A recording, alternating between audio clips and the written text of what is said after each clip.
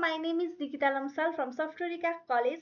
This is my big data programming project, and my project is Smart Bus Capacity Planning using passenger demand predictions. In simple terms, I build a system that predicts how many passenger a bus trip will carry so that a bus company can play the right size of bus. I will now explain and demonstrate the whole project. And now I am going to show my project.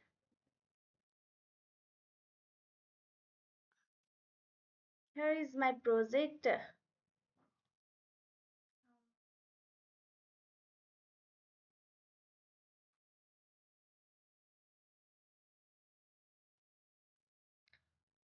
Let me start with the problem. Bus companies must decide how a big bus to run on each routes and each time. If they send a small bus on a busy route, passengers get left behind.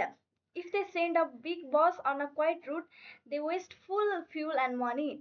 The difficulty is that a company rarely have clean passenger counts to plan with because ticket data is messy and private.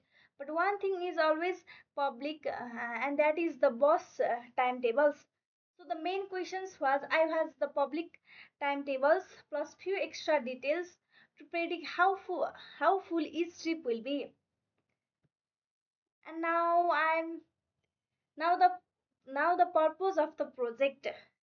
Here you can see purpose of the project. The purpose of the project is to build a complete pipelines that takes open data, prepares it, trains machine learning models, and so useful predictions. I focus on the East Midlands region of England, which has 57 operators and nearly thousands routes.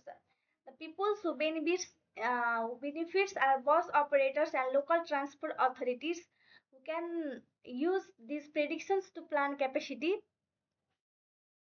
save money, and avoid overcrowding. Now the metrics I use from the assignment brief, I use two main measures. The first is load factors, which is the number of passengers divided by the seat available. That tells us how full our bus is. The second is modal efficiency, which is how accuracy a model gives for each second of training times. I also use brief targets and 85% on time range travel times variation under 15% and 95% completion rate. Now, now the literature review.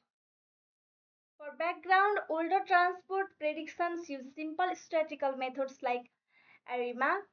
This works for short, stable periods but struggles with real traffics, which is not straight lines. More modern works uses tree-basis machine learning models like random forest and gradient boostings because they handles these complex patterns well and are still easy to understand.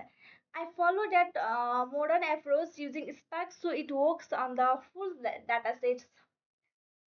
Now I'm going to show the data source package. Here now the data it comes from the UK Bus Open Data Service, which is free and public and needs no API key. I use the East Midlands timetables in the GTFS formats. It has 7 tables such as route, trip, stop, and calendars, and about 2.7 million records in total. This is the genuine data, and this is far more than the 100,000 records brief asks for. Honestly, passenger number, delay, weathers, and descriptives are not in the public feed. So for those four columns only, I generated realistic value using rules based on the real timetables. I clearly label these four generated so the line between real times data is never hidden. And here are also the tools I use. For tools, I use PySparks, which is the Python version of Apache Sparks for all the heavy works because the data is too large for normal programs. I use Pandas only for small tables for drawing the charts. Choosing the right tools at each step is something the briefly specifically asks for. Now,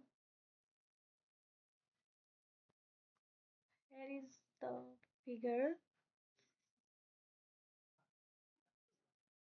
Now here is data processing. This is the big data parts. Spark splits the works into pieces and runs them at the same time so it can be processed millions of rows on a normal laptops. I did three important things. First, I split the large tables into 8 parts and catches them in memory so Spark does not read from disks again and again. Second, I use broadcast join which send the small tables to every worker so they can be joined quickly without moving the big table around. Thirdly, I save the results as parquet files which acts like checkpoints so I can be run later without repeating everything.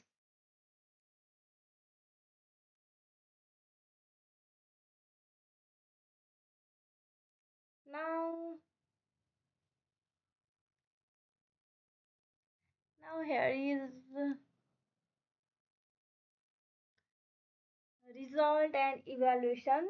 Here is the results measures with RM SC and MAE and R squared.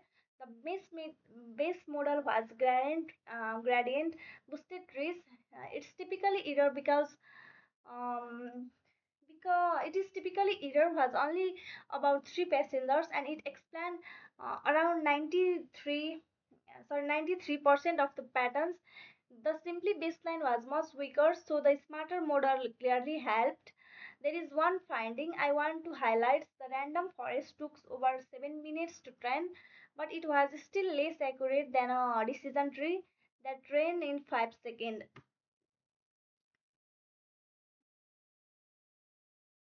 Now, here is model. Here is also.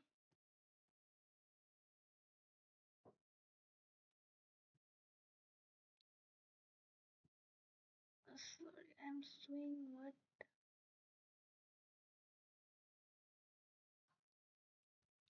Now, here is model comparison visualization.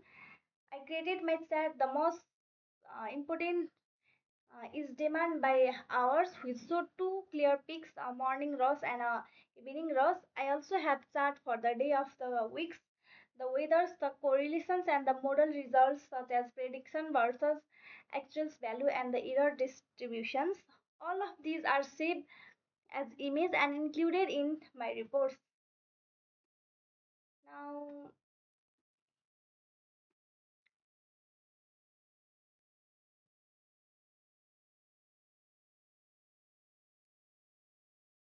I'm showing validation and testing.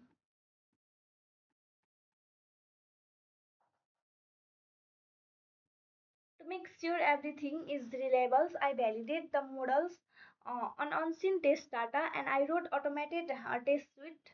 The test check that the results are consistent, that there are no missing values, and the database is safe from injections. All of these tested the pass.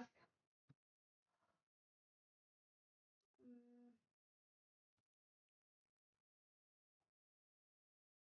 Now the reflection and the conclusion. To reflect the choice that help most are prioritizing and catching the big tables using broadcast joins and keeping the whole features pipeline inside Sparks. Um, the main limitations is that the passenger data is partly generated, so the next step would be the would be to use real passenger counts from ticket machines and retrains. After that, I would add live weather feed and move to bigger spa cluster. To conclude, project tons of free bus timeline into a passenger demand prediction with a data processing real big data processing for compares models, a secure database, and a dashboard. All of my code and the report are on my GitHub link below. Thank you for watching.